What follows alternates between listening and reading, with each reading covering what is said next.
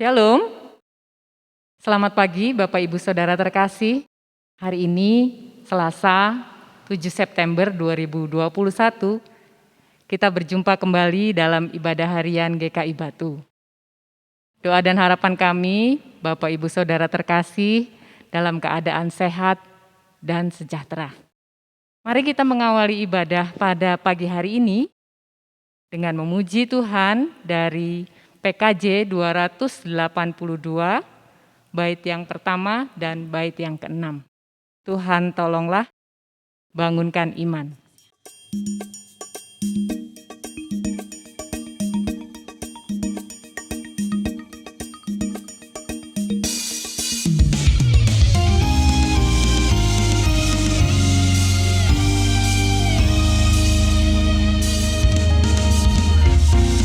Tuhan tolonglah, bangunkan iman, pulihkanlah kasih yang remuk. Tuhan tolonglah, bangunkan iman, pulihkanlah kasih yang remuk. Ubahlah hatiku, jamahlah diriku, biar di tangan-Mu berbentuk. Tuhan tolonglah, bangunkan iman, pulihkanlah kasih yang penuh.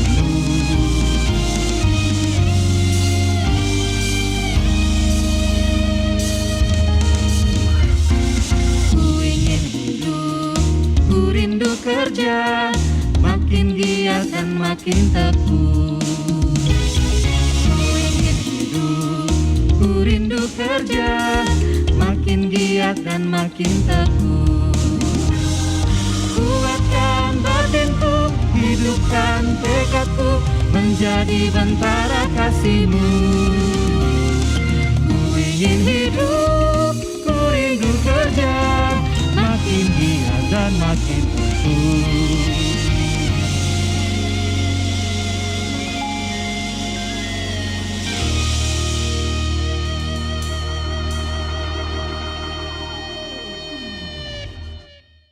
Mari kita berdoa. Bapa kami di dalam surga, selamat pagi Tuhan. Kami kembali datang kepadamu pada pagi hari ini. Kami sudah siap Tuhan untuk mendengarkan sapaan-Mu. Kiranya firman yang kami dengar dan kami baca tidak hanya diam dalam hati kami, tapi kami juga memohon Roh Kudus-Mu memimpin kami, agar kami boleh melakukannya dalam kehidupan kami hari lepas hari.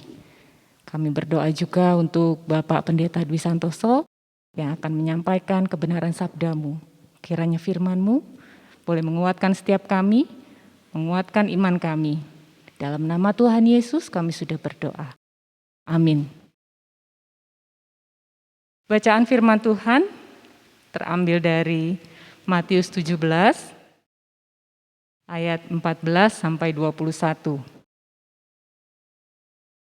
Ketika Yesus dan murid-muridnya kembali kepada orang banyak itu, datanglah seorang mendapatkan Yesus dan menyembah, katanya, "Tuhan, kasihanilah anakku.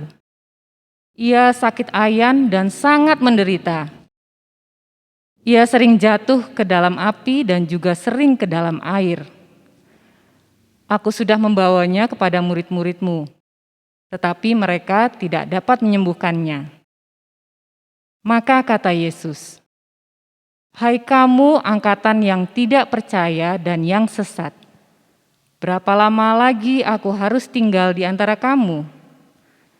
Berapa lama lagi aku harus sabar terhadap kamu? Bawalah anak itu kemari."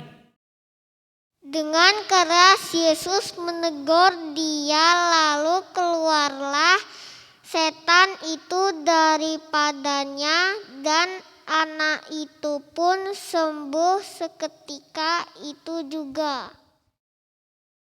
Kemudian murid-murid Yesus datang, dan ketika mereka sendirian dengan Dia, bertanyalah mereka, "Mengapa kami tidak dapat mengusir setan itu?" Ia berkata kepada mereka, "Karena kamu kurang percaya. Sebab aku berkata kepadamu, Sesungguhnya sekiranya kamu mempunyai iman sebesar biji sesawi saja, kamu dapat berkata kepada gunung ini, pindah dari tempat ini ke sana, maka gunung ini akan pindah, dan takkan ada yang mustahil bagimu. Jenis ini tidak dapat diusir kecuali dengan berdoa dan berpuasa. Saudara-saudara yang dikasihi oleh Tuhan, renungan kita pada hari ini saya beri judul Mengusir Setan. Saudara, wabah virus corona yang mendunia disikapi berbeda-beda oleh banyak orang. Ada yang tidak percaya, ada yang sedikit percaya, dan yang banyak bisa percaya dan menerima bahwa wabah virus corona itu nyata adanya. Saudara-saudara, mengapa begitu? Karena memang pemahaman orang berbeda-beda, pengalaman orang berbeda-beda, pengetahuan orang juga berbeda-beda, dan itu juga yang mempengaruhi cara orang menyikapi adanya pandemi COVID-19 ini, termasuk bagaimana banyak orang kemudian melakukan upaya-upaya untuk menangkal, untuk mengusir, untuk mencegah keberadaan pandemi ini. Termasuk jikalau ada orang yang kemudian terkena, terinfeksi COVID-19.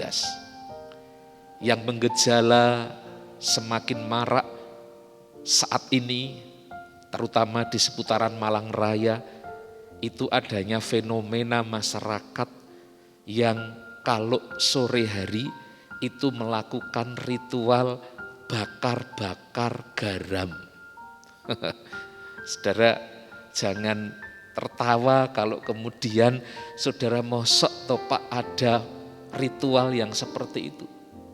Ya, ibu-ibu di dapur mereka sering kehabisan garam untuk bumbu masak itu sering cepat habis karena ternyata oleh sebagian orang dipakai untuk ritual bakar-bakar garam.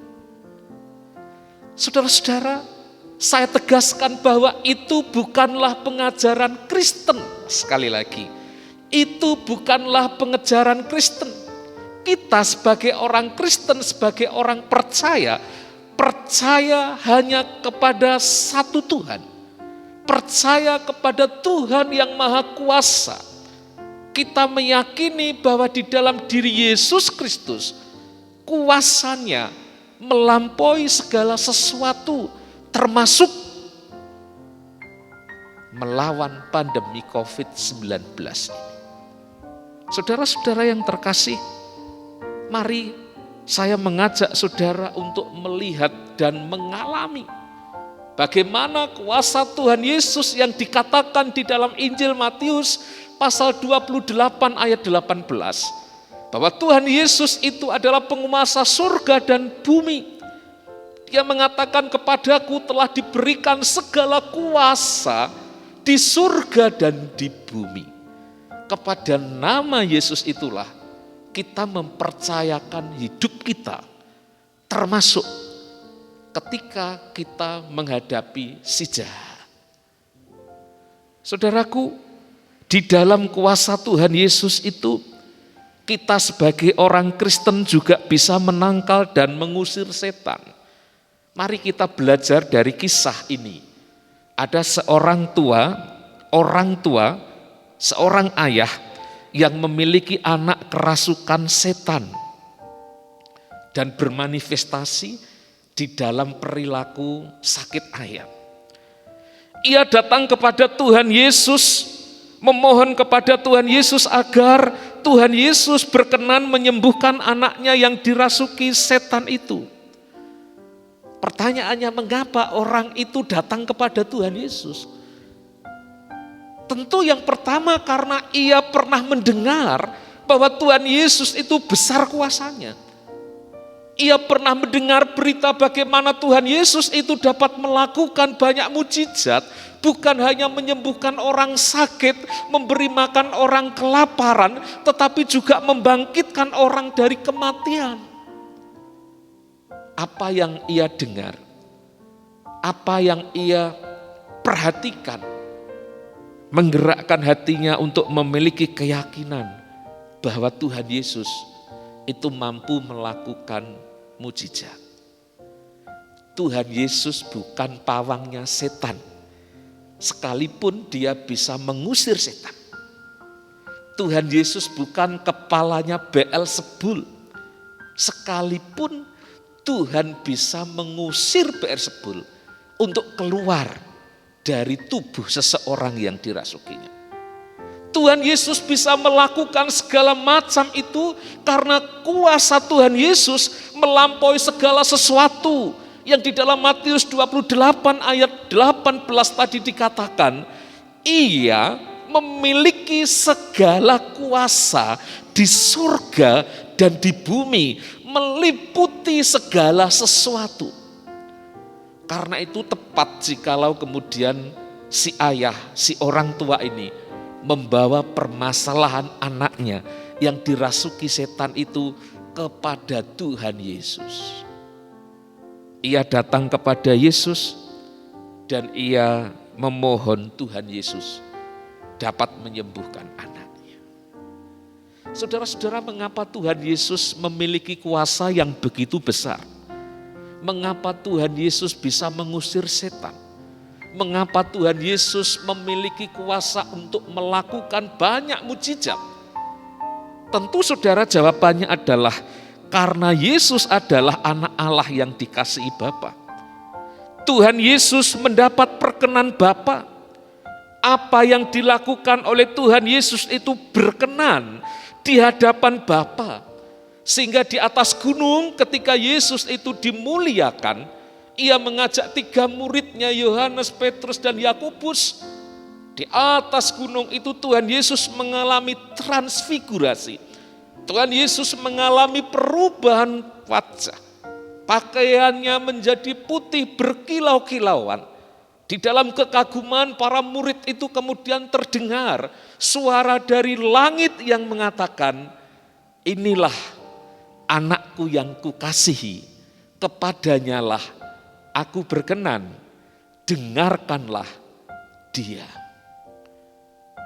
Injil Matius pasal 17 ayat 5. Saudara-saudara, di dalam keseluruhan kehidupan Tuhan Yesus, itu mendapat perkenanan Bapa. Karena seluruh hidup Tuhan Yesus itu dilakukan, diperbuat, ia gunakan untuk melakukan kehendak Bapa. Seperti pengakuan Tuhan Yesus sendiri. Di dalam Injil Yohanes 4 ayat 34. Tuhan bersabda, makananku adalah melakukan kehendak Dia, kehendak Bapa yang mengutus aku. Jadi jikalau di dalam hidup kita ingin memiliki kuasa. Jadi jikalau di dalam hidup kita ingin mendapatkan perkenan Tuhan. Maka kita bisa meneladani apa yang dikatakan oleh Tuhan Yesus. Apa itu?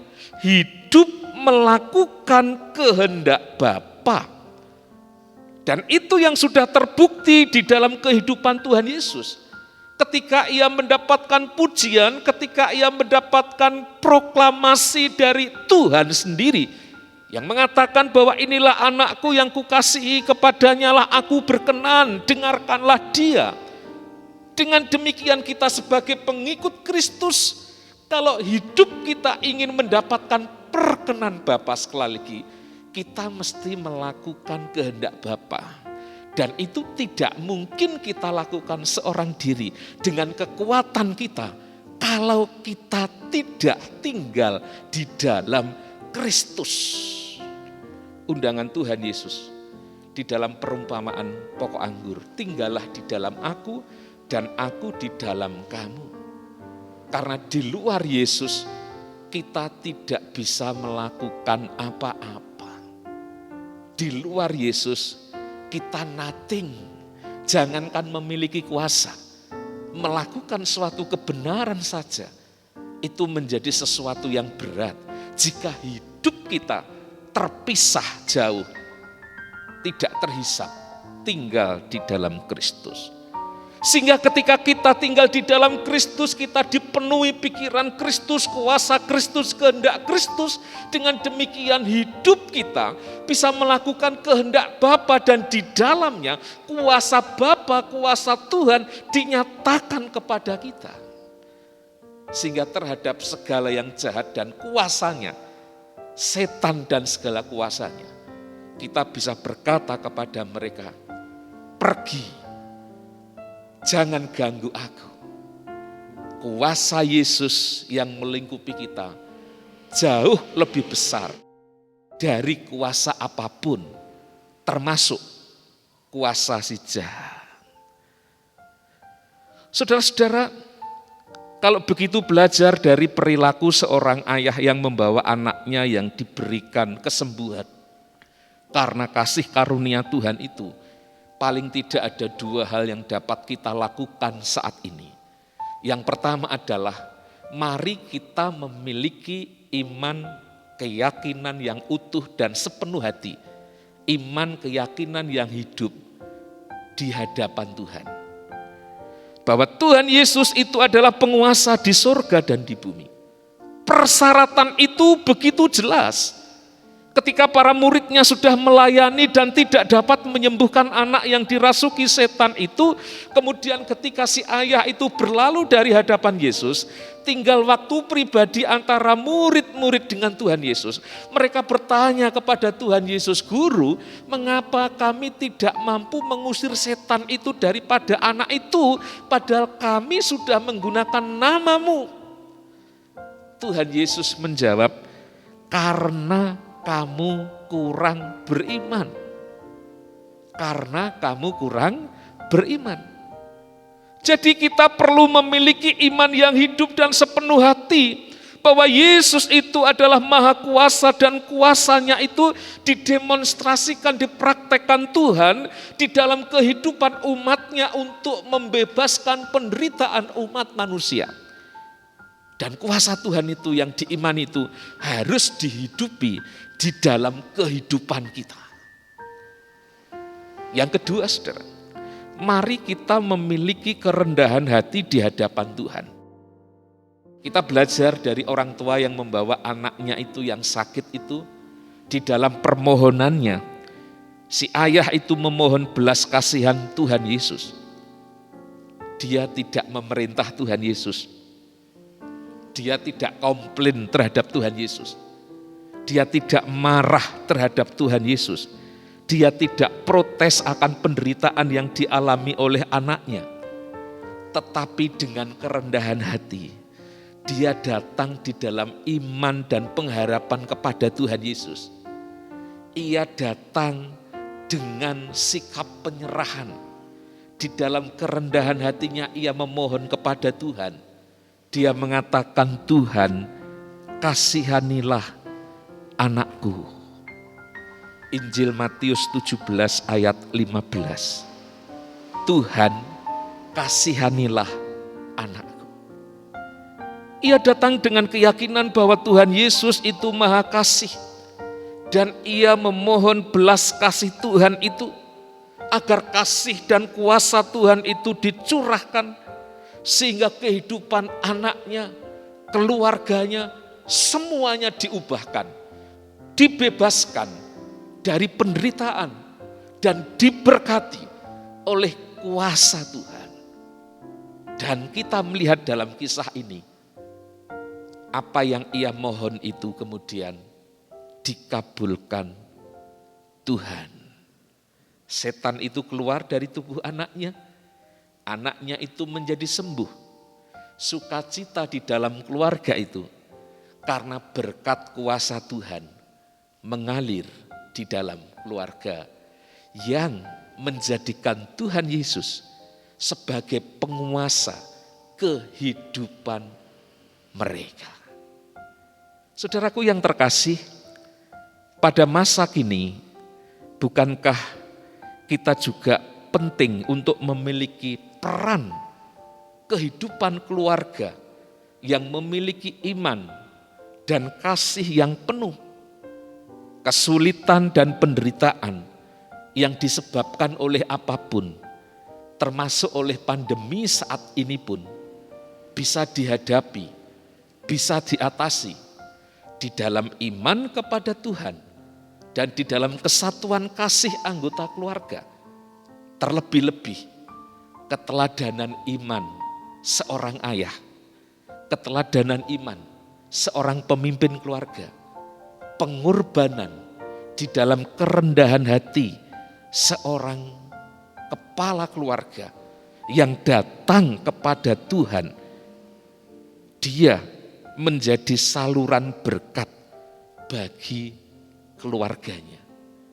Ia bisa menjadi pelopor, ia bisa menjadi mentor, ia bisa menjadi provokator yang baik bagi keluarganya untuk mencari Tuhan di dalam iman dan pengharapan dan kasih kepada Dia yang terlebih dahulu mengasihi keluarga kita masing-masing.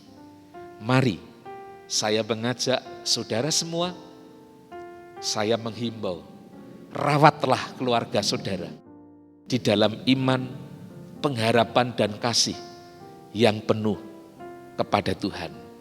Hadirkanlah Tuhan itu sebagai penguasa yang penuh dalam hidup saudara. Maka berkat Tuhan, penyertaan Tuhan akan saudara alami. Tuhan akan memberkati kehidupan kita sepanjang hari ini. Amin. Mari kita berdoa. Tuhan Yesus, kami mengucap syukur kepadamu pada saat ini. Kami ketika membaca dan mendengar kisah seorang ayah yang membawa pergumulan dan penderitaan keluarganya kepadamu, mengingatkan kepada kami betapa pentingnya peran keluarga di masa-masa sulit, harus memiliki kerekatan kasih, harus memiliki iman yang hidup dan yang teguh, harus memiliki kerendahan hati di hadapan Tuhan, mengundang Tuhan yang berotoritas itu untuk berkarya secara leluasa di dalam kehidupan keluarga setiap umat-Mu. Dan kami berdoa kiranya untuk keluarga kami masing-masing, kami pun memiliki teladan iman yang seperti itu. Bapa, masih dalam suasana pandemi, kami berdoa, kami bersyukur untuk penurunan lonjakan kasus pandemi COVID-19. Kami berdoa kiranya berangsur-angsur pandemi ini dapat berakhir. Tolong pemerintah untuk tetap dengan kewaspadaan, untuk menggerakkan para pemimpin daerah bersinergi untuk mengendalikan penyebaran pandemi COVID-19. Demikian juga para tenaga kesehatan yang bertugas. Tuhan lindungi, Tuhan sertai, supaya dengan semangat dan perlindungan Tuhan, mereka dapat mengerjakan tugas-tugas menolong sesama kami yang terpapar COVID-19.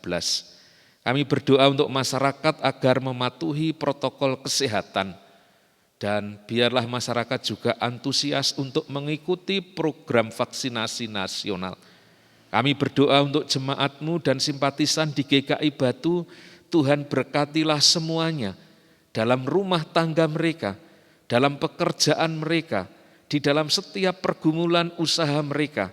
Kiranya Tuhan yang penuh dengan kuasa dan berkat itu melimpahkan berkat dan rezeki-Mu kepada setiap kami. Kami berdoa juga untuk setiap orang yang mengikuti acara ibadah harian ini. Tuhan, Engkau mengetahui pergumulan kehidupan mereka masing-masing. Tuhan, Engkau mendengarkan permohonan mereka, dan Tuhan yang memberkati kehidupan mereka. Terima kasih Tuhan, kami menyerahkan kehidupan kami sepanjang hari ini di dalam penyertaan, perlindungan, dan berkat Tuhan. Kami percaya kehidupan hari ini kami boleh di dalam damai sejahtera dan sukacita. Karena itu saudara yang terkasih, arahkanlah hatimu kepada Tuhan dan terimalah berkat-Nya. Damai sejahtera Allah yang melampaui segala akal akan memelihara hati dan pikiranmu di dalam Kristus Yesus. Damai sejahtera yang mengalir dari Allah Bapa, Putra, dan Roh Kudus, menyertai kehidupanmu sekarang dan selamanya. Amin. Selamat pagi Bapak Ibu Saudara yang terkasih, selamat menjalani hari ini dengan penuh sukacita dan damai sejahtera. Tuhan memberkati kita sekalian. Shalom.